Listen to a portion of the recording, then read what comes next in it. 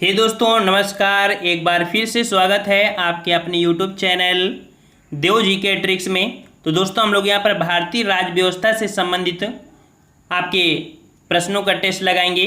ये part number आपका दूसरा है। इसके पहले एक पार्ट हमने यहाँ पर कंप्लीट कर दिया था। बच्चों को बहुत ही अच्छा ये टेस्ट लगा था, बहुत ही अच्छा सपोर्ट किया, लाइक भी किया और संभवतः है कि आपको ये भी टेस्ट पेपर आपको बहुत ही अच्छा लगने वाला है, क्योंकि ये जो प्रश्न आपके होते हैं बहुत ही चुने हुए प्रश्न होते हैं। चलिए तो स्टार्ट करते हैं। जितने लोग यहाँ पर जुड़ चुके हैं अभी तक और चैनल को सब्सक्राइब नहीं किया है तो सब्सक्राइब कर लीजिए, और अगर आपके पास नोटिफिकेशन ना भी आए तो आप लोग टाइम से यहाँ पर नोटिफिकेशन की वेट मत किया करिए, टाइम से आ जाया करिए। चलिए स्टार्ट करते हैं। नए लोग चैनल को सब्सक्राइब कर ले और लाइक भी कर दीजिए। चलिए सभी लोग आ गए, क्लास स्टार्ट की जाए, कर दी जाए। जो लोग आते जाएंगे वो लोग अपना वीडियो लाइक करते जाएं और पढ़ते जाएं, ठीक है। चलिए प्रश्न आपसे पूछा है कि भारतीय संविधान में सम्मिलित नीति निर्देशक तत्वों की प्रेरणा हमें किस संविधान से प्राप्त हुई है। तो यहाँ पर पूछा गया है कि नीति निर्देशक सिद्धांत या नीति निर्देशक तत्व जो आपके हैं वो आपके कहाँ से लिए गए हैं। तो याद रखिएगा, नीति निर्देशक तत्व जो आपके हैं ये लिए गए हैं आपके, बिल्कुल सही जवाब आ चुका है, आयरलैंड से लिए गए हैं। तो नीति निर्देशक तत्व जो आपके हैं कहाँ से, आपके आयरलैंड से। ऑप्शन आपका डी सही हो जाएगा। चलिए नेक्स्ट क्वेश्चन आपसे पूछा गया है कि राज्य के नीति निर्देशक सिद्धांत किस प्रकार मौलिक अधिकारों से भिन्न है। तो याद रखिए, राज्य के जो नीति निर्देशक सिद्धांत हैं और मौलिक अधिकार हैं, इनमें जो सबसे बड़ा डिफरेंस है वो क्या है, देखते हैं। पहला पॉइंट पढ़ते हैं कि पूर्वोक्त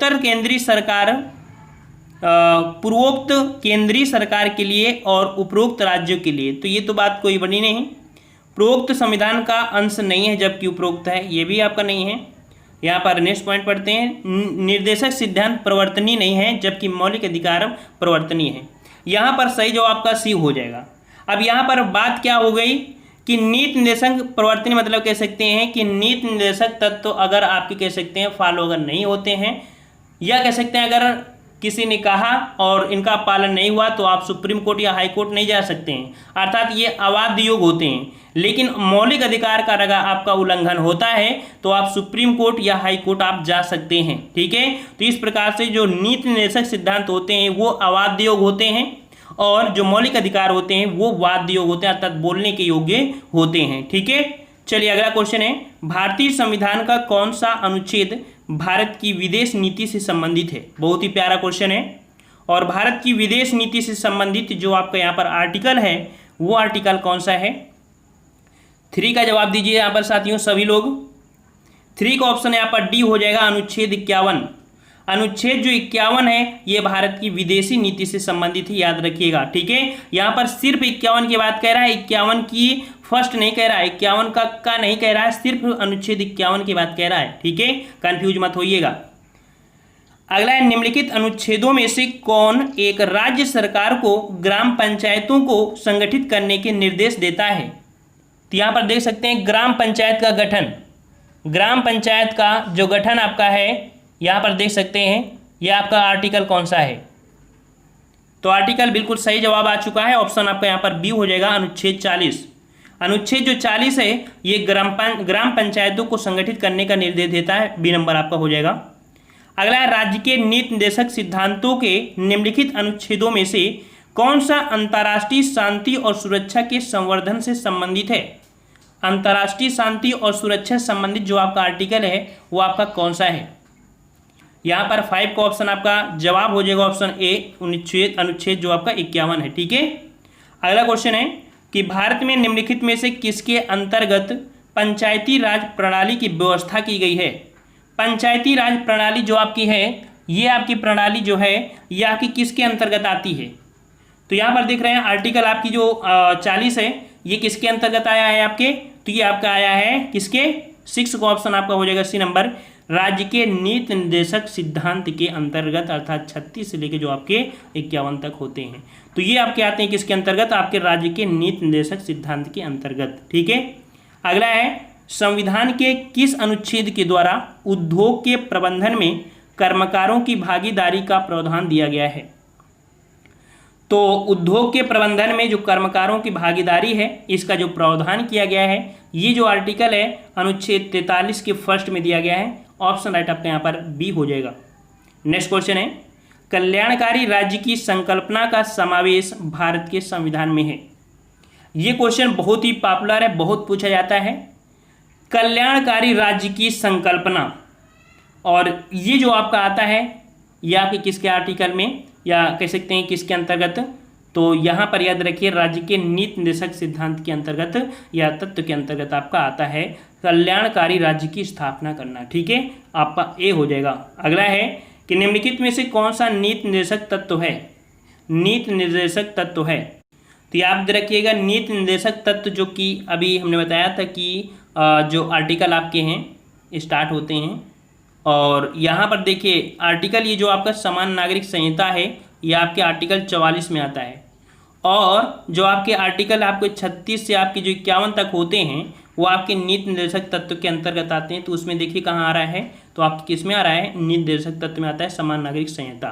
ठीक है, तो और ये देखिए स्वतंत्रता, समानता, धर्म की स्वतंत्रता, ये सब आपके मौलिक अधिकार हैं, बल्कि ये क्या है तो नीति निर्देशक तत्व है आर्टिकल आपका 44। ठीक है, नेक्स्ट क्वेश्चन दिया है कि सूची फर्स्ट को सूची सेकंड से सुमेलित करना है। आर्टिकल दिया है जो कि 40, और आर्टिकल 40 होता है ग्राम पंचायतों का गठन। अनुच्छेद 41 होता है काम करने का अधिकार। अनुच्छेद 44 होता है समान नागरिक संहिता जो कि गोवा में लागू है वर्तमान में, और अनुच्छेद 48 जो कि कृषि एवं पशुपालन का गठन करना। अर्थात जो ऑप्शन आपका दिया गया था अर्थात मिलान जो दिया है बिल्कुल सही दिया है, सटीक दिया है, और 1 2 3 4 ऑप्शन आपका फर्स्ट हो जाएगा। नेक्स्ट क्वेश्चन दिया गया है कि समान कार्य के लिए समान वेतन, बहुत ही प्यारा क्वेश्चन, समान कार्य के लिए समान वेतन भारत के संविधान में सुनिश्चित किया गया है। समान कार्य के लिए समान वेतन, ये याद रखिए अनुच्छेद 39 के अंतर्गत है। ये आर्टिकल रट लीजिएगा, ठीक है, कसम खा लीजिए कि अनुच्छेद 48 कभी नहीं भूलोगे। तो समान कार्य के लिए समान वेतन अर्थात चाहे स्त्री हो या पुरुष हो, अगर किसी भी प्रकार का कार्य करते हैं तो सबके लिए वेतन समान होगा। ऐसा नहीं है कि अगर लड़की अगर उस पोस्ट में है और लड़का भी उस पोस्ट में तो लड़की कम काम करेगी या कुछ भी हो तो उसमें से उनका वेतन में डिफरेंस किया जाए, ऐसा कहीं नहीं है। तो अनुच्छेद 39 में दिया गया है समान कार्य के लिए समान वेतन, और ये जो आपका आता है अनुच्छेद 39 वो आपके राज्य के नीति निर्देशक तत्व के अर्थात सिद्धांत के अंतर्गत आता है। ऑप्शन आपका बी सही हो जाएगा। समझ में आ गया? चलिए नेक्स्ट क्वेश्चन है कि इनमें से कौन राज्य के नीति निर्देशक सिद्धांतों में सम्मिलित नहीं है? नीति निर्देशक सिद्धांतों में सम्मिलित नहीं है तो मद्य का निषेध, काम का अधिकार, समान कार्य है, समान वेतन, ये तीनों तो आपके इसमें हैं, लेकिन सूचना का अधिकार इसमें से सम्मिलित आपका नहीं है, बी नंबर। नेक्स्ट क्वेश्चन, भारतीय संविधान के किस अनुच्छेद में राज्य के नीति निर्देशक तत्वों का उल्लेख किया गया है? राज्य के नीति निर्देशक तत्वों को सम्मिलित किया गया है। अभी हमने आपको बताया था कि राज्य के नीति निर्देशक जो सिद्धांत है वो अनुच्छेद 36 से लेके 51 तक आपके सम्मिलित किए गए हैं। ठीक है, अगला क्वेश्चन है, राज्य के नीति निर्देशक सिद्धांत एक ऐसा चेक है जो बैंक की सुविधा अनुसार अदा किया जाता है, ये किसने कहा था? बहुत ही प्यारा प्रश्न आपका है, और ये जो शब्द कहा था वो आपकी कहा था ऑप्शन राइट, यहाँ पर जवाब सही हो जाएगा डी नंबर, आपके केटी शाह ने कहा था, ऑप्शन डी सही हो जाएगा। ठीक है, चलिए अब यहाँ पर आपको जो कि हैं आपके मूल कर्तव्य से क्वेश्चन आपको देखने को मिलेंगे। क्वेश्चन आपसे यहाँ पर पूछा गया है कि निम्नलिखित में से किसकी संस्तुति पर भारतीय संविधान में मूल कर्तव्य शामिल किए गए? तो भारतीय संविधान में मूल कर्तव्य जो शामिल किए गए, ये जो आपके शामिल किए गए ये आपकी किसकी संस्तुति पर? ऑप्शन राइट आपका जवाब यहाँ पर सी हो जाएगा, स्वर्ण सिंह समिति के आपके संस्तुति पर आपके शामिल किए गए थे स्वर्ण सिंह समिति। स्वर्ण सिंह समिति की रिपोर्ट के आधार पर जो कि 1976 में मूल कर्तव्य को जोड़ा गया, अर्थात मूल कर्तव्य पहले आपके संविधान में नहीं था, ये एडिट किया गया और 1976 में मूल कर्तव्य को जोड़ा गया। ठीक है ना, अनुच्छेद कह सकते हैं अनुच्छेद 51 के ए में, ठीक है 51 के ए में शामिल किया गया, और ये जो आपका आता है ये भाग 4 के का में आता है। ठीक है, भाग 4 के का के अंतर्गत मौलिक कर्तव्य को यहाँ पर शामिल किया गया है। समझ में आ गया ना? मौलिक कर्तव्य लिए कहाँ से गए हैं? तो मौलिक कर्तव्य लिए गए हैं आपके सोवियत रूस से, अर्थात रूस से। ठीक है, समझ में आया कुछ पॉइंट? चलिए नेक्स्ट क्वेश्चन दिया है कि भारत के प्रत्येक नागरिक का कर्तव्य होगा कि प्राकृतिक पर्यावरण का संरक्षण एवं सुधार शामिल हो। तो प्राकृतिक पर्यावरण संरक्षण ये जो आपका है ये अनुच्छेद 51 के आपके काम में सम्मिलित है। ठीक है, अगला है भारतीय संविधान में कितने मौलिक कर्तव्य हैं। भारतीय संविधान में मौलिक कर्तव्यों की जो संख्या है याद रखिए वर्तमान में कितनी है आपकी, तो आपकी 11 मौलिक कर्तव्य हैं। ये 11वां मौलिक कर्तव्य, देखो क्वेश्चन कभी पूछा जाता है कि मौलिक कर्तव्य पहले कितने थे, तो पहले 10 थे। 11वां मौलिक अधिकार कौन सा है, मौलिक कर्तव्य कौन सा है, 11वां मौलिक कर्तव्य। तो जो 6 वर्ष से लेके 14 वर्ष तक के बच्चे हैं उनके माता पिता अभिभावकों को विद्यालय तो पहुंचाया जाएगा लेकिन इनको निःशुल्क शिक्षा दी जाएगी, ये बात इसमें जोड़ी गई थी। ठीक है, और नेक्स्ट क्वेश्चन है भारतीय संविधान में मौलिक कर्तव्यों को कब शामिल किया गया। अभी हमने बताया मौलिक कर्तव्यों को जो शामिल किया गया था वो 1976 में शामिल किया गया था, जो 42वें संविधान संशोधन था जिसे मिनी संविधान कहा जाता है। नेक्स्ट क्वेश्चन है कि भारतीय संविधान के किस अनुच्छेद में 42वें संविधान विधेयक द्वारा मूल कर्तव्यों को सम्मिलित किया गया। सभी क्वेश्चन आपको यहाँ पर हमने एक पॉइंट बताया और उसी में आपको मिल गए। 5 का ऑप्शन आपका बी हो जाएगा अनुच्छेद 51 के फर्स्ट में। समझ में आया। चलिए यहाँ पर आपको मिलान करने एक क्वेश्चन दिया है कि भारत के संविधान के किस भाग में मौलिक कर्तव्य उल्लेखित हैं। हमने बताया था मौलिक कर्तव्य जो आपके थे किस में आपके हैं, तो भाग 4 के का में हैं। ठीक है, बिल्कुल इजी हो जाएगा आपको, ये बिल्कुल इजी हो जाएगा, जो भी टॉपिक आप पढ़ेंगे ये भी इजी लगेगा। अगला है निम्नलिखित युग्मों में से कौन एक सुमेलित नहीं है ये पूछा है। देखते हैं, कह रहा है भाग 2 नागरिकता है।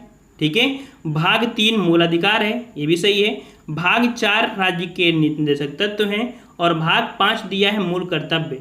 तो देखिए भाग 5 में दिया है आपका जो राष्ट्रपति हैं, ये तो आपके नहीं है, मतलब कह सकते हैं केंद्र जो आपकी है वो भाग 5 में आता है।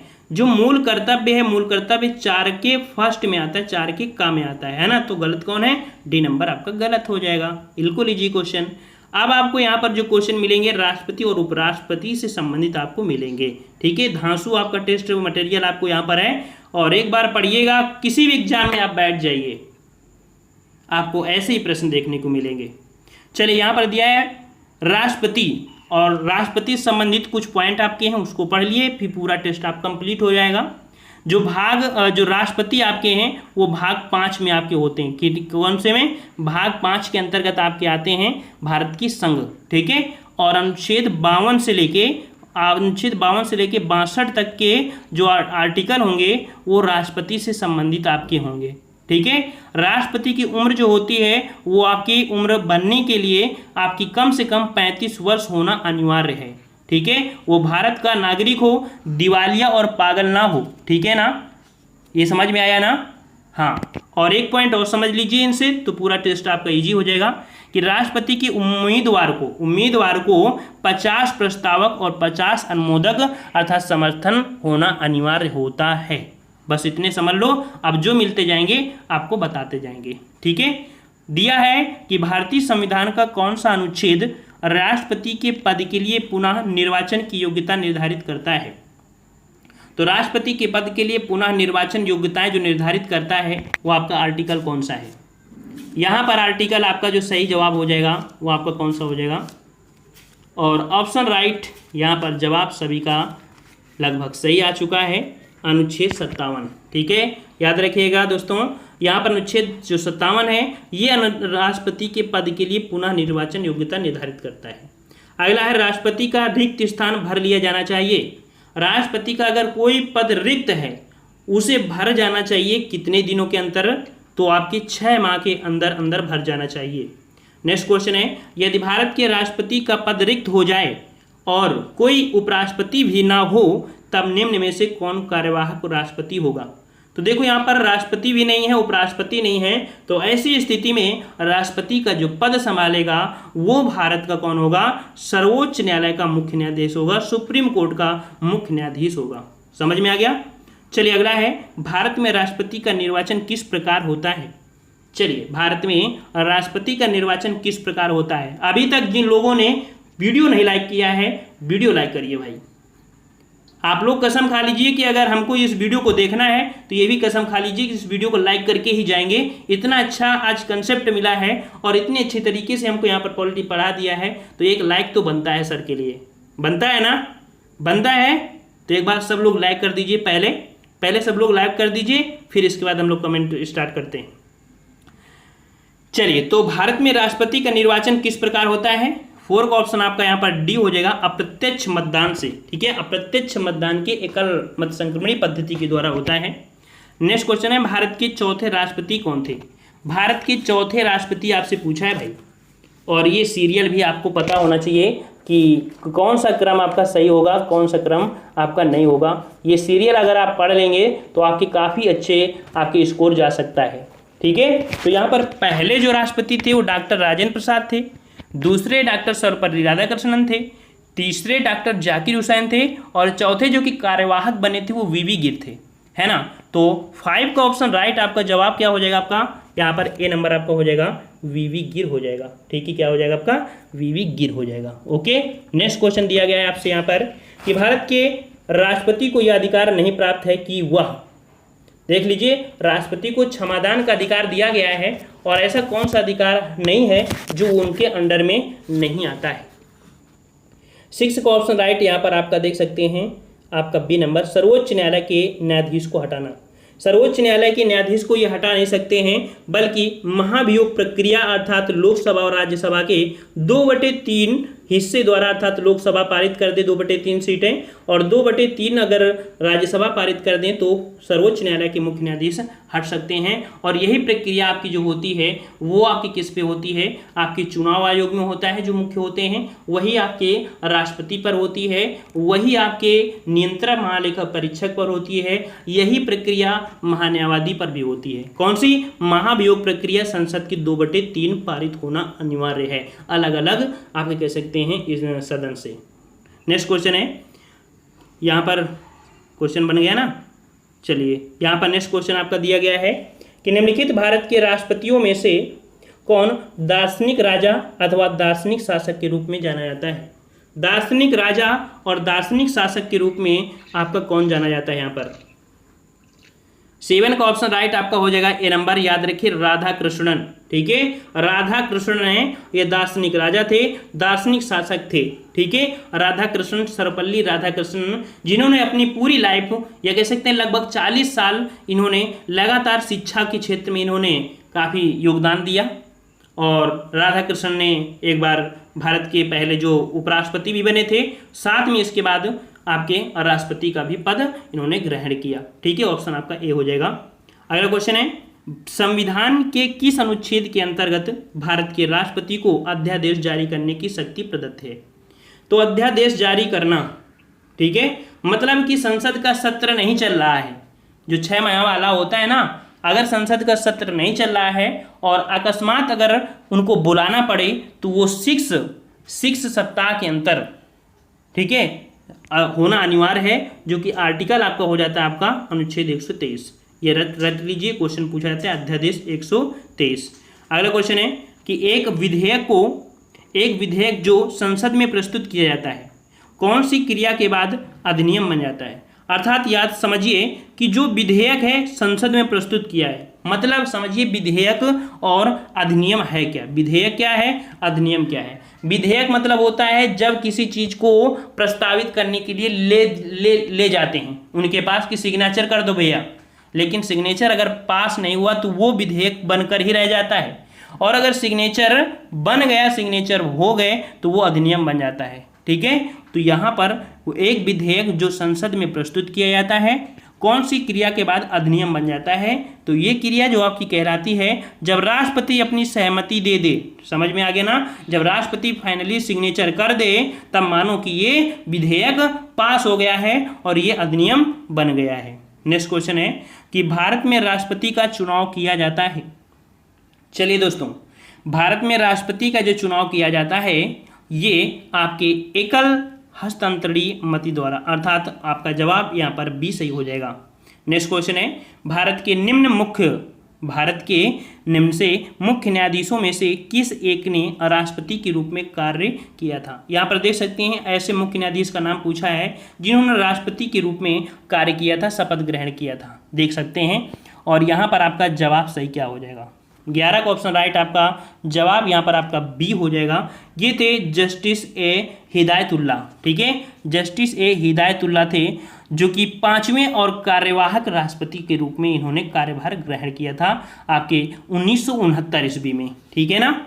ऑप्शन आपका बी हो जाएगा।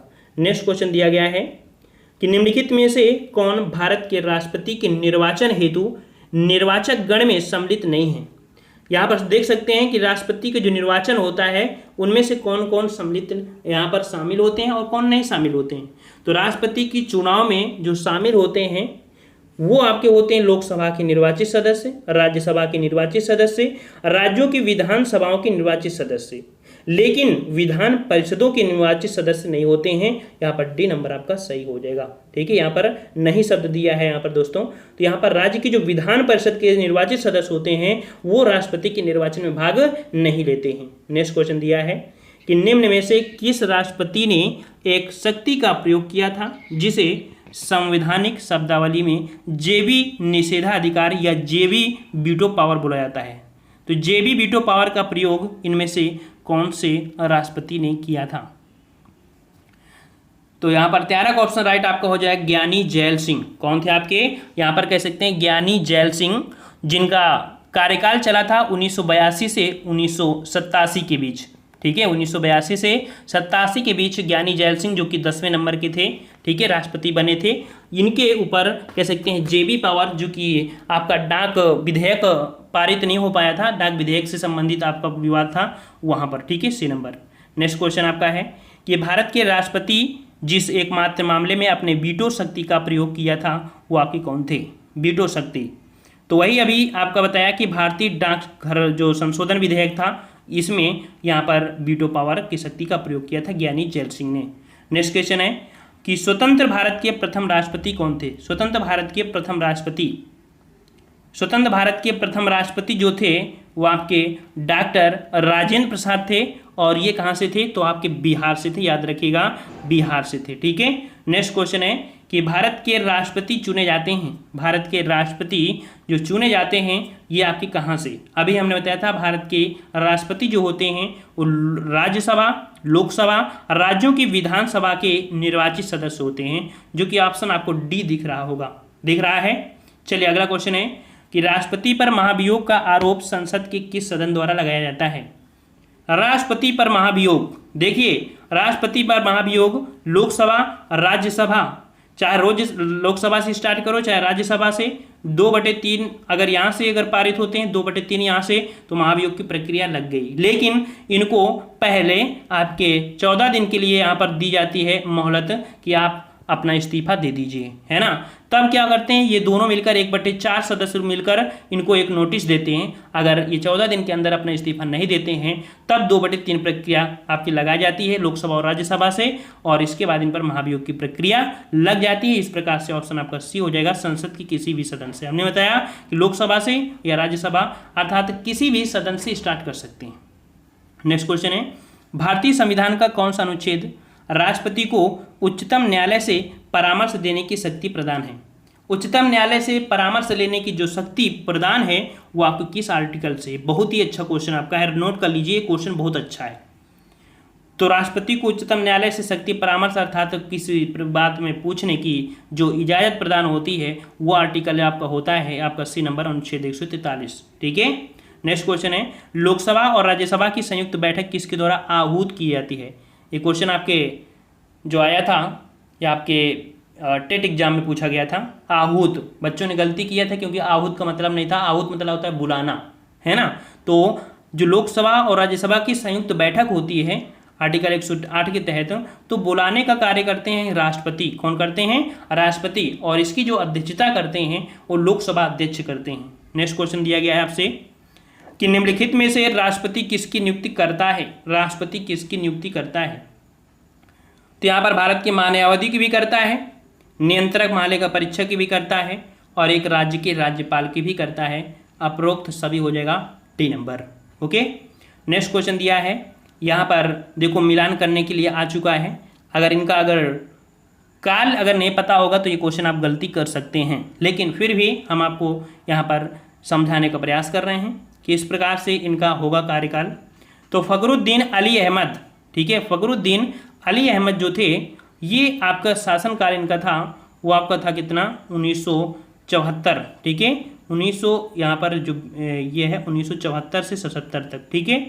संजीव रेड्डी जो थे 1977 से आपके 82, और डॉक्टर जाकिर हुसैन ये आपके 67 से 69, और वीवी गिर जो थे वो आपके इतने में थे, ठीक है। थर्ड नंबर आपका यहाँ पर सही हो जाएगा, आपका 21 का थर्ड नंबर। ओके, चलिए नेक्स्ट क्वेश्चन दिया गया है कि संसद के लिए राष्ट्रपति का अभिभाषण कौन तैयार करता है। संसद के लिए राष्ट्रपति का जो अभिभाषण तैयार करता है कौन तैयार करता है। तो याद रखिए, संसद के लिए जो आपका राष्ट्रपति के लिए अभिभाषण तैयार करता है वो केंद्रीय मंत्रिमंडल होती है, ठीक है। डी नंबर आपका सही हो जाएगा। नेक्स्ट क्वेश्चन है, भारतीय राष्ट्रपति के सर्वसम्मत से चुने जाने वाले अभी तक एकमात्र उदाहरण, निर्विरोध जिसे बोलते हैं, उनके निर्विरोध कोई ना हो, अर्थात पूरी तरीके से सर्वसम्मत से विजयी बने हों, ये एक आपके जो हैं वो आपके कौन, तो ये नीलम संजीव रेड्डी थे, ठीक है। कौन थे आपके, नीलम संजीव रेड्डी, जो कि कह सकते हैं नीलम संजीव रेड्डी, ये निर्विरोध चुने गए थे। ये 1977 से 1982 तक इनका आपका कार्यकाल रहा था, ठीक है। तो इस प्रकार से डी हो जाएगा। नेक्स्ट क्वेश्चन दिया है कि निम्नलिखित में से किसी भौगोलिक क्षेत्र को अनुसूचित घोषित करने का संवैधानिक अधिकार किसको दिया है। अगर किसी क्षेत्र को अनुसूचित घोषित करना है और ये अधिकार जो है वो है एकमात्र आपके राष्ट्रपति को, ऑप्शन आपका डी से हो जाएगा। नेक्स्ट क्वेश्चन है, राष्ट्रपति की उम्मीदवार के लिए क्या आवश्यक नहीं है। राष्ट्रपति, अगर आप राष्ट्रपति, आज आपको राष्ट्रपति बनाते हैं, देखिए आप लोग पढ़े लिखे हैं, है ना, 35 वर्ष है नहीं है, देखिए 35 वर्ष का हो, पढ़ा लिखा हो या ना हो, है ना, संसद चुने जाने की योग्यता हो, देश का नागरिक हो। याद रखिए, अगर राष्ट्रपति पढ़ा लिखा या अनपढ़ हो या कोई मंत्री अनपढ़ हो, वो आपके कह सकते हैं नेता बन सकते हैं। तो यहाँ पर जवाब क्या है कि पढ़ा लिखा होना आवश्यक नहीं है, जरूरी नहीं कि वो पढ़ा लिखा हो, लेकिन 35 वर्ष पार कर गए हों, संसद में चुने जाने की योग्यता हो, देश के नागरिक हों, ये होती है। यहाँ पर एक पॉइंट समझिए भाई, ये पॉइंट आपको आईएएस लेवल में बताया जाएगा कि जो भारत के राष्ट्रपति हैं वो देश के नागरिक होंगे तभी आपके राष्ट्रपति बनेंगे। साथ में अगर कोई दूसरे देश का नागरिक है और अपने देश में आता है, अगर उसको नागरिकता प्रदान हो जाती है, ठीक है, तो भी उसको राष्ट्रपति बना दिया जाएगा। मतलब समझे ना कि यहाँ की नागरिकता अगर प्राप्त कर लिया है, चाहे वो भले ही विदेश का हो, उसे राष्ट्रपति बनाया जा सकता है। लेकिन अमेरिका में ऐसा नहीं है। अमेरिका में जिसकी जन्मस्थली अमेरिका में ही है, ठीक है, उसी को ही राष्ट्रपति बनाया सकता है। ऐसा नहीं हो सकता है कि आपकी किसी देश का दूसरा व्यक्ति जाए और नागरिकता प्रदान करके यहाँ की नागरिकता ले ले। या आईएएस में क्वेश्चन आपका पूछा गया है, समझ में आ गया ना। तो यहाँ पर क्या है कि वो पढ़ा लिखा हो या ना हो, वो बन सकता है, ठीक है। नेक्स्ट क्वेश्चन है, निम्नांकित में से कौन भारतीय गणतंत्र का प्रमुख है। निम्नांकित में से कौन भारतीय गणतंत्र का प्रमुख है। 26 का जवाब यहाँ पर आपका जवाब हो जाएगा आपका ए नंबर, भारत का राष्ट्रपति, ठीक है, ये गणतंत्र का प्रमुख होता है। अगला है, भारत के किस राष्ट्रपति को मिसाइल मैन की संज्ञा दी जाती है। इसका जवाब आप सभी लोग बताएंगे। मिसाइल मैन यहाँ पर देख सकते हैं कि अगर भारत की जो भी स्पेस जो इस समय वैज्ञानिक हैं और बड़े बड़े कह सकते हैं कि यहाँ पर कारनामे दिखा दे रहे हैं, इनकी उत्पत्ति जो है इन्होंने किया था। तो 27 का भी हो जाएगा डॉक्टर एपीजे अब्दुल कलाम, ठीक है। अगला क्वेश्चन है कि अगर भारत के राष्ट्रपति के चुनाव में कोई विवाद है तो उस विवाद को सौंपा जा सकता है। देखिए, निर्वाचन आयोग जो होता है वो किसी भी प्रकार का चुनाव में अगर दिक्कत होती है तो करता है, लेकिन यहाँ पर अगर राष्ट्रपति और उपराष्ट्रपति के चुनाव में कोई विवाद आता है तो उसे चुनाव आयोग नहीं देखता है, उसे सिर्फ सर्वोच्च न्यायालय देखती है, भारत का सुप्रीम कोर्ट अर्थात सर्वोच्च न्यायालय, अर्थात यहाँ पर ऑप्शन सी सही हो जाएगा। नेक्स्ट क्वेश्चन है, ये भारत का राष्ट्रपति अपना त्यागपत्र किसको देता है। राष्ट्रपति जो होता है वो त्यागपत्र किसको देता है, तो ये देता है भारत के उपराष्ट्रपति को, याद रखिएगा, ठीक है, ये इनको और ये इनको। नेक्स्ट क्वेश्चन है कि राष्ट्रपति भवन को डिजाइन किया गया था। राष्ट्रपति भवन को डिजाइन किया गया था किसके द्वारा? तो राष्ट्रपति भवन को डिजाइन किया गया था एडविन लुटियंस के द्वारा। ठीक है, एडविन लुटियंस के द्वारा इनको किया गया था। नेक्स्ट क्वेश्चन है कि भारत के राष्ट्रपति को कार्यावधि की समाप्ति से पूर्व भी हटाया जा सकता है। तो राष्ट्रपति हैं, उनको कार्यावधि से पहले भी हटा सकते हैं। वो प्रक्रिया हमने अभी बता दिया है कि महाभियोग प्रक्रिया द्वारा। ठीक है, महाभियोग प्रक्रिया द्वारा। नेक्स्ट क्वेश्चन आपसे अगला पूछा गया है यहाँ पर कि राष्ट्रपति द्वारा जारी एक अध्यादेश संसद के सत्र शुरू होने के बाद कितने समय तक रखा जाना आवश्यक है? तो संसद में अभी बताया था अध्यादेश जो कि 143 में संसद का सत्र नहीं चल रहा है और अचानक अगर बुलाना है तो 143 के तहत 6 सप्ताह के अंदर अंदर वो आपकी बैठक शुरू हो जाना चाहिए। ठीक है, अगला भारत के कार्यपालिका अध्यक्ष कौन होता है? भारत के कार्यपालिका अध्यक्ष, तो भारत की कार्यपालिका अर्थात संघ की कार्यपालिका का जो आपका अध्यक्ष होता है, हेड होता है, वो आपका कौन होता है? तो आपका राष्ट्रपति होता है। हाँ, यहाँ क्वेश्चन ये भी बन सकता था कि भारत की कार्यपालिका का वास्तविक अगर लगा देता कि भारत की कार्यपालिका का वास्तविक अध्यक्ष है तो प्रधानमंत्री हो जाते, लेकिन यहाँ पर वास्तविक नहीं लगाया है तो आपका राष्ट्रपति हो जाएंगे। नेक्स्ट क्वेश्चन है कि भारतीय संविधान के किस अनुच्छेद के तहत राष्ट्रपति पर महाभियोग चलाया जा सकता है? महाभियोग जो कि एक पाप है, पाप जैसा होता है, क्योंकि अभी तक किसी पर ये प्रक्रिया कह सकते किसी को महाभियोग से नहीं हटाया गया है, इसे पाप समझा जाता है। ठीक है, बदनाम हो जाता है जैसे, उसी प्रकार है। तो यहाँ पर अनुच्छेद 61 के द्वारा राष्ट्रपति पर महाभियोग चलाया जाता है। ठीक है, अगला है भारत के उपराष्ट्रपति का चुनाव किस तरह होता है? भारत के उपराष्ट्रपति का चुनाव, तो याद रखिए भारत के जो उपराष्ट्रपति का चुनाव होता है वो लोकसभा और राज्यसभा के द्वारा होता है। इसमें कौन? लोकसभा और राज्यसभा के संसदों के सदस्य चुने जाते हैं और इसमें सभी होते हैं। लोकसभा में और राज्यसभा में जितने सदस्य होते हैं सभी सदस्य आपके उपराष्ट्रपति का चुनाव कर सकते हैं, अर्थात वोट दे सकते हैं। निम्न में से किस एक की अध्यक्षता ऐसे व्यक्ति के द्वारा होती है जो उसका सदस्य नहीं होता है? प्यारा क्वेश्चन। निम्न से किस एक की अध्यक्षता ऐसे व्यक्ति के द्वारा होती है जो उसका सदन या सदस्य नहीं होता है? 36 का सी हो जाएगा राज्यसभा। देख सकते हैं कि जो उपराष्ट्रपति होते हैं ये राज्यसभा के सदस्य नहीं होते हैं, लेकिन अध्यक्षता यही करते हैं। ठीक है, अगला है कि राज्यसभा का सभापति कौन होता है? राज्यसभा का सभापति, तो जवाब हो जाएगा आपका बी, यहाँ पर आपका हो जाएगा उपराष्ट्रपति। तो ये रहे आपके यहाँ पर कंटेंट। ठीक है, और यहाँ पर एक क्वेश्चन आपका गलत था, उसको हमने यहाँ पर सही करके डी आपका बना दिया है। ये आंसर की भी है, डाउनलोड भी कर सकते हैं और सभी को पसंद आया होगा आई होप। ये हमारी पॉलिटी है और पॉलिटी और ज्योग्राफी कि हम यहाँ पर कह सकते हैं एक शहंशाह भी हैं। ठीक है, तो आपको किसी भी प्रकार की समस्या हो तो कमेंट भी कर सकते हैं। ठीक है, और पसंद तो ज़रूर आया होगा और जितने लोग वीडियो देखे हैं सभी लोग वीडियो लाइक ज़रूर करिएगा भाई। बोलते बोलते थक जाते हैं, है ना, पानी भी नहीं पी पाते हैं। समझ में आ गया? चलिए, तो सभी लोग अच्छे से जाइए, पढ़ाई करिए, मन लगाकर किताबों से पढ़िए, तभी सफलता आपको मिलेगी। ठीक है, धन्यवाद। जय हिंद, जय भारत।